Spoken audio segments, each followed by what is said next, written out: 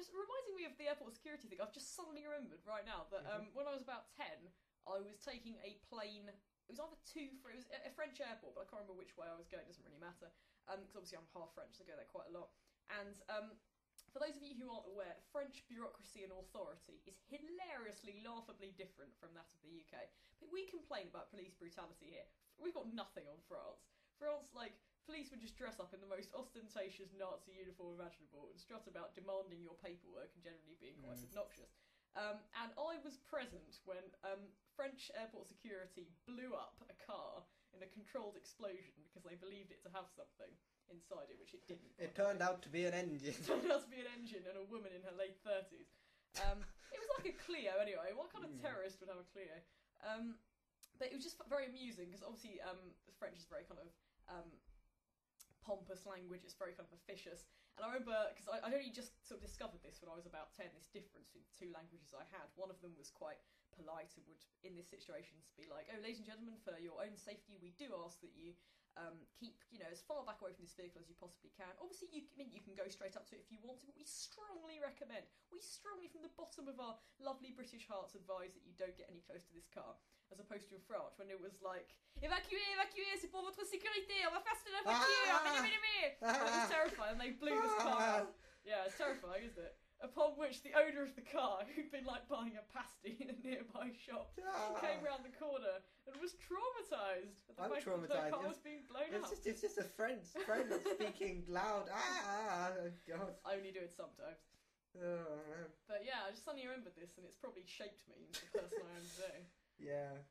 No offence to all those Clio drivers out there, by the way. We don't want to lose You do have a crap car, we don't want to lose our Clio driving. Who wants a car with an arse on it? Because, yeah. Why? Why would you want that? Why is that a USP for a car? It's got a bum. I don't even know what a USP is. Crazy. Yeah. What is that movement in our chat room? No, I think that's just wishful thinking there. Damn, it looked like the sad, hopeful gaze of a man.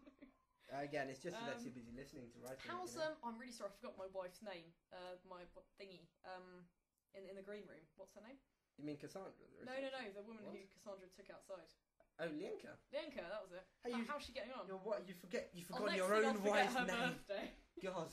Such a terrible one. I can kind of see them from here. Okay. She seems to have some friends with her. Pardon? She seems to have some friends with her, or is that just me? They seem to be setting the room on fire and drinking vodka. Ah, are they using the vodka as an inflammant? No, thing? Because you need it to be about 41%, 42% alcohol to burn, and vodka is generally about 35%. So. That's very interesting. Ben and Claire's fact of the day. Ding, ding, ding. Wow. Yeah. But she no, they're just drinking the vodka. Okay, cool. I must say, I painted a wall of that green room, and I'm quite sad to see it go. I think what's worse is I would hate to be the Japanese guy who made that Isambard Kingdom Brunel-shaped watermelon, because they are doing some horrible things to that. Freud would approve, disapprove? Yeah, I don't know. Yeah. Is that a sweet corn shaped like Immanuel Kant? Oh, what is going on? It's gone into the watermelon now. Oh god, it's never crazy. To return. It's been a strange afternoon. It's been a very strange afternoon. I'm enjoying being back though. It's nice. Yeah, it's nice sitting here with two fully functioning lungs. It's great. Yeah. I'm wearing a scarf though, which makes me look like Pike from Dad's Army. Does a little bit. Yeah, a little bit. Pike, who's female with bright pink hair. Yes. And headphones. And not played by James Lavender, which is the gayest name in the world.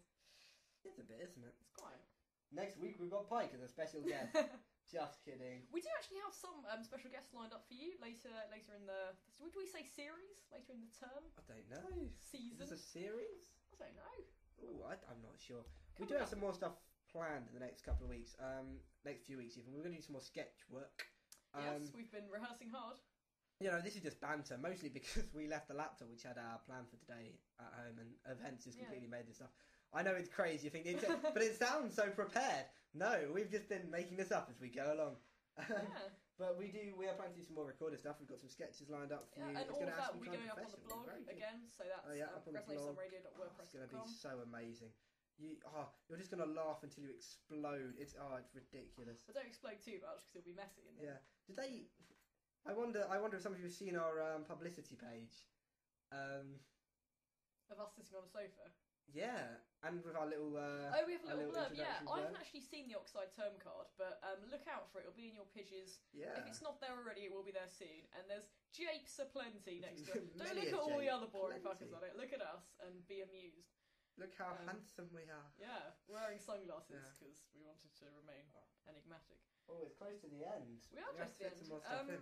Yeah, I think we should probably give the green room a wide berth on the way out. Oh, Yeah, and that's Cassandra's true. just coming back in actually.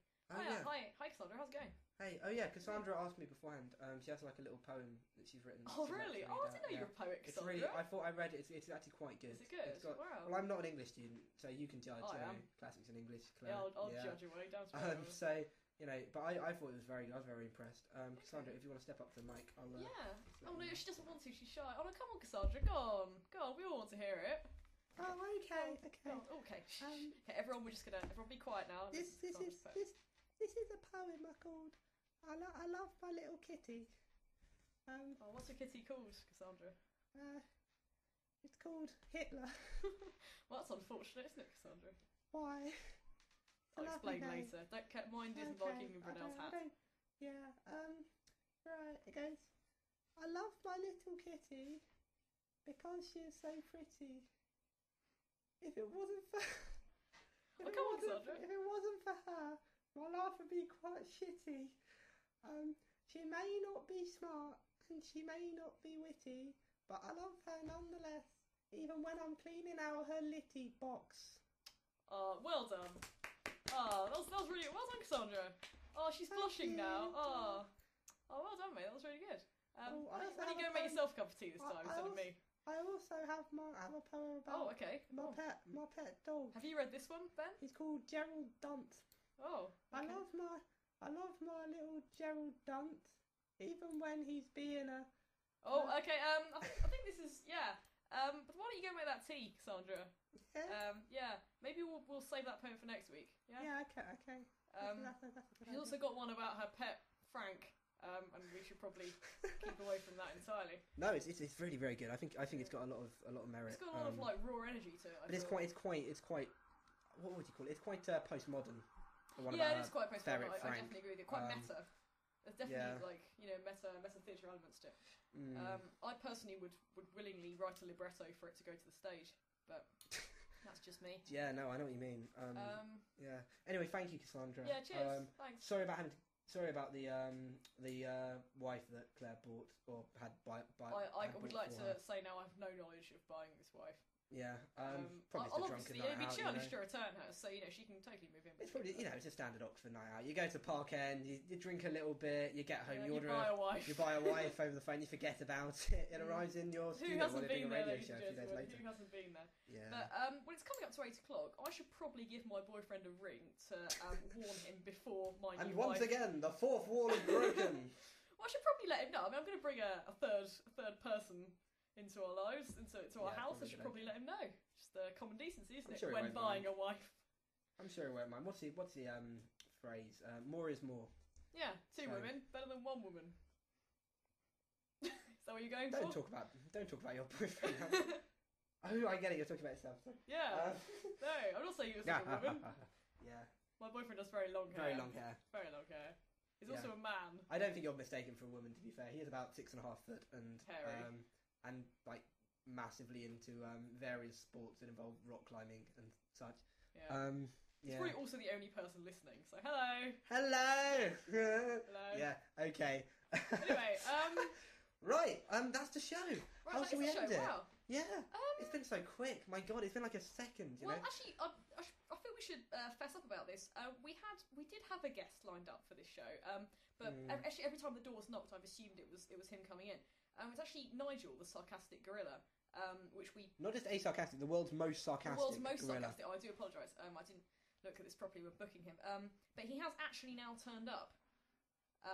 So, I don't know, do you want a quick question for Nigel? Or should we... Any questions for Nigel? Any questions for Nigel? I've got one for Nigel.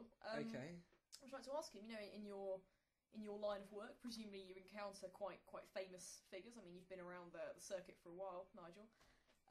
Like, for instance, if you were to meet a member of the nobility, a member of the past nobility, Queen Elizabeth I, for instance, what would you say to her? I'd tell her to put a fucking knob back in. I'm sure Freud would too. That was horrible. I'm really sorry. You know, we can't control him. We're gonna get fired. He's jumping around the studio, being He's sarcastic. dancing with my wife. Dancing That's with my wife, you furry idiot. That's that my banana sambuca he's drinking. Oh, Right. this is just crazy. Right. Well, I'm gonna have to intervene. You know, I may have only been married an hour, but it's a woman's duty to protect her wife's modesty. So Okay, so that's goodbye from Claire and goodbye from me. And goodbye from Nigel, the world's most sarcastic gorilla. Good night. Bye.